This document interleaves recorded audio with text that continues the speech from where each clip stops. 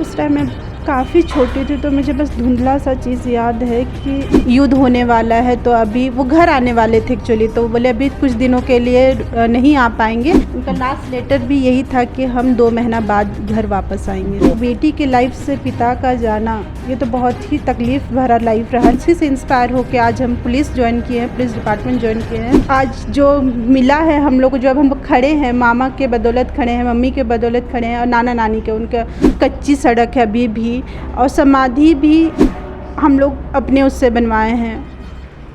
आज 26 जुलाई है और भारत 24वां विजय दिवस मना रहा है।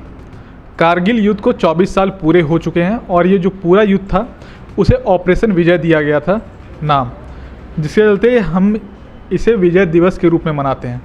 लेकिन ये विजय हमें ऐसे ही हासिल नहीं हुई थी। 30,000 भारतीय सैनिकों ने अपने वीरता का परिचय दिया था, जिसमें 527 सैनिक जो थे वे वीर गति को प्राप्त हुए थे, जिसमें अपर लेवल के भी बहुत सैनिक थे। कैप्टन विक्रम बत्रा का नाम बहुत सामने आता है। 1300 से ज़्यादा जो सैनिक थे वो घायल हुए थे। तत्कालीन बिहार और वर्तमान में झारखंड के भी कई सपूत थे जिन्होंने इस युद्ध में भाग लिया था। इसी कड़ी में हम आपको बताने जा रहे हैं गुमला के रहने वाले सिसई प्रखंड के बिरसा उरांव जी के बारे में, जिन्होंने इस युद्ध में शहादत दी थी और देश के तिरंगों को झुकने नहीं दिया था। हमारे साथ हैं उनकी बेटी, जो आज बताएंगी अपने पिता के संघर्ष और खुद के संघर्ष के बारे में, शहादत के बारे बाद क्या क्या कठिनाइयों का सामना करना पड़ा है इन्हें। तो स्वागत है। नमस्ते, मेरा नाम पूजा विभूति उरांव हुआ। मैं बेसिकली गुमला ज़िला की रहने वाली हूँ। गुमला ज़िला में एक छोटा सा गांव है, सिसई प्रखंड अंतर्गत बर्री जतरा टोली की रहने वाली हूँ। जब बिरसा उरांव जी शहीद हुए थे तब इनकी उम्र केवल 7 वर्ष की थी। और आपके परिवार में और कौन कौन है, उनके बारे में थोड़ा बताएं। मेरे परिवार में मेरी मम्मी है और एक छोटा भाई है जिसका नाम है चंदन उरांव। वो कितने छोटे थे आपसे? वो मेरे से 3 साल 4 साल छोटे थे। 4 साल छोटे हैं, यानी लगभग वो भी 4 साल 5 साल के रहे होंगे। हाँ, 4 साल के रहे होंगे। कब शहादत हुई थी आपके पिता?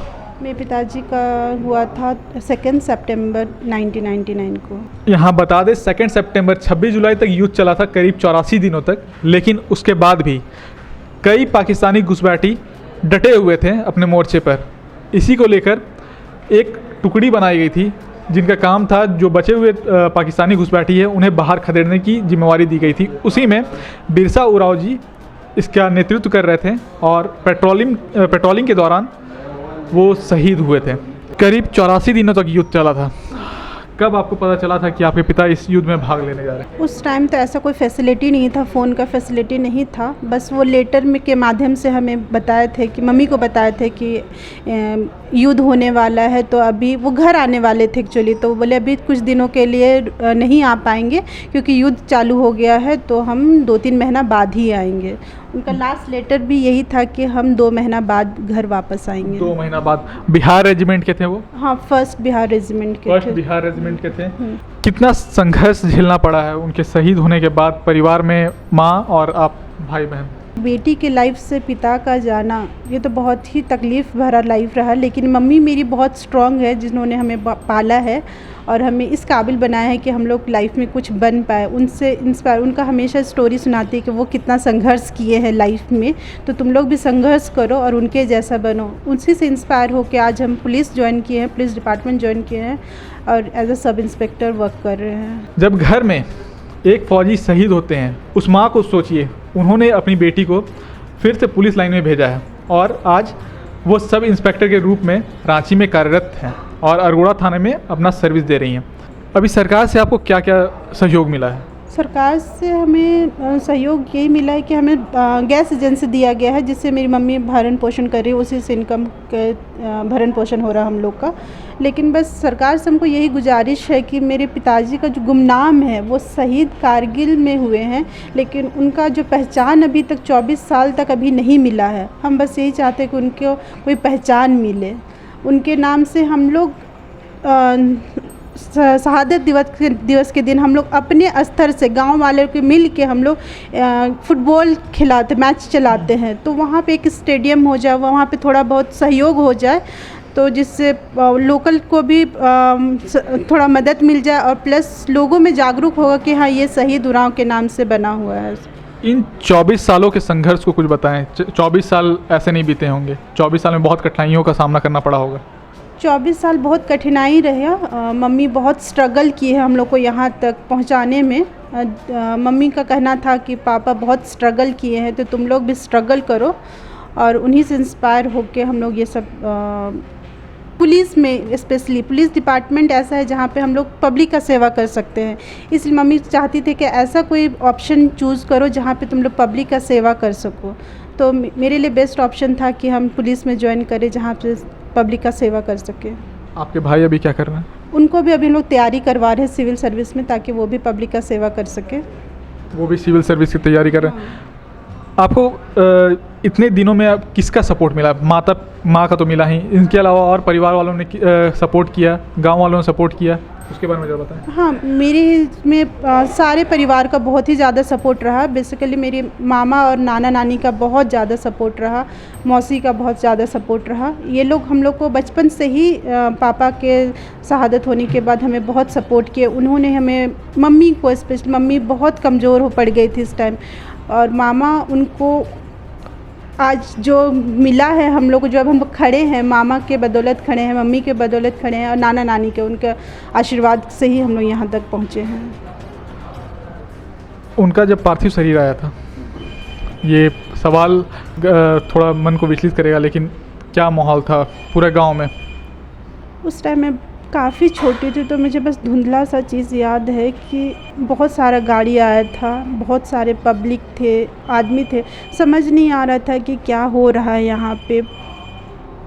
पापा का पार्थिव शरीर रखा हुआ था, बस यही महसूस हो रहा था कि पापा अभी उठेंगे और पुकारेंगे। क्योंकि उस टाइम हम लोग काफ़ी छोटे थे तो कुछ उतना याद नहीं है, बस ये था कि भीड़ बहुत ज़्यादा था और मम्मी बहुत ज़्यादा रो रही थी। ये पूछ रहे थे बार बार, मम्मी तुम क्यों रो रही हो, अब देखो कितने लोग आए हुए हैं हमें देखने के लिए, यही सवाल था बार बार। तिरंगे से लिपटी हुई जब पार्थिव शरीर शहीद की आती है तो पूरा कारवां लग जाता है, लेकिन उसके बाद सरकार उनसे मुँह मोड़ लेती है।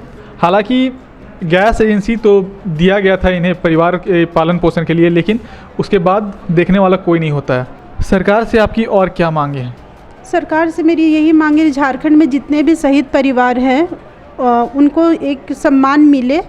और बहुत सारे ऐसे परिवार हैं जिनको तो गैस एजेंसी भी नहीं मिला है या कुछ भरण पोषण के लिए भी नहीं मिला, वो गुमनाम है। या ये नहीं बोलेंगे कि सिर्फ कारगिल वॉर के, पुलवामा हमला के भी बहुत सारे परिवार हैं जिनको कुछ नहीं मिला है आज तक। सरकार से ये गुजारिश रहेगा कि हर परिवार को एक सम्मान मिले और उनके जो शहीद हुए हैं उनको एटलीस्ट कहीं पे सम्मान का कुछ चौराहा या चौक उनके नाम से बना दे, जिससे उनका वो अमर रहे।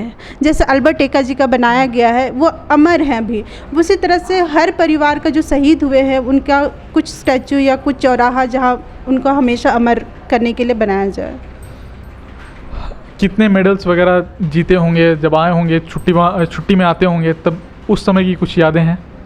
नहीं, काफ़ी छोटे रहने के कारण कुछ भी याद नहीं है। बस यही याद है कि वो बहुत सारे विदेश में जो भी अभियान चला था उनमें पार्टिसिपेट, उनका जो कुछ बुक्स है उसमें हम लोग पढ़े हैं कि हाँ। किस रैंक पे थे? वो हवलदार रैंक में। हवलदार रैंक पे थे। और अभी आप अपने वैवाहिक जीवन में प्रवेश कर चुकी हैं। आपके हस्बैंड के बारे में कुछ बताएं। मेरे हस्बैंड भी सब इंस्पेक्टर है, वो कोतवाली थाने में पोस्टेड है। इस सिचुएशन से निकल के फिर पुलिस लाइन ज्वाइन करना कितना मुश्किल रहा था आपके लिए? मुश्किल कुछ नहीं रहा था, ये बचपन से ही एक इंस्पिरेशन था पापा से कि हाँ हमें कुछ ऐसा करना है जहाँ पे हम लोग लोगों का सेवा कर सके। बस मम्मी का भी यही कहना था कि ऐसा कुछ काम करो जिसमें तुम लोग लोगों का सेवा कर सको। पापा भी एक देश सेवा किए थे, तुम भी कुछ ऐसा करो जिससे सेवा का भावना रहे।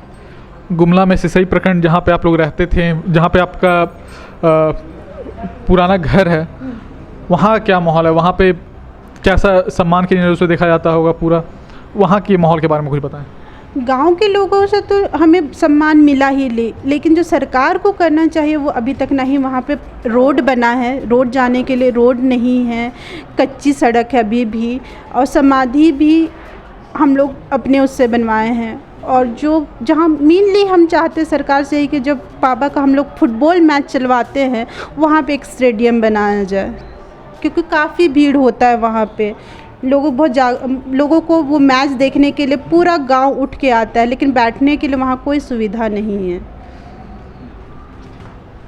तो हमारे साथ थी बिरसा उरांव जी की बेटी, और ये केवल शहीद बिरसा उरांव जी की बात नहीं है। यहाँ पे करीब 4 जवान जो थे वो कारगिल युद्ध में शहीद हुए थे। इसके अलावा बाकी अलग अलग युद्ध में भी बहुत शहीद हुए हैं।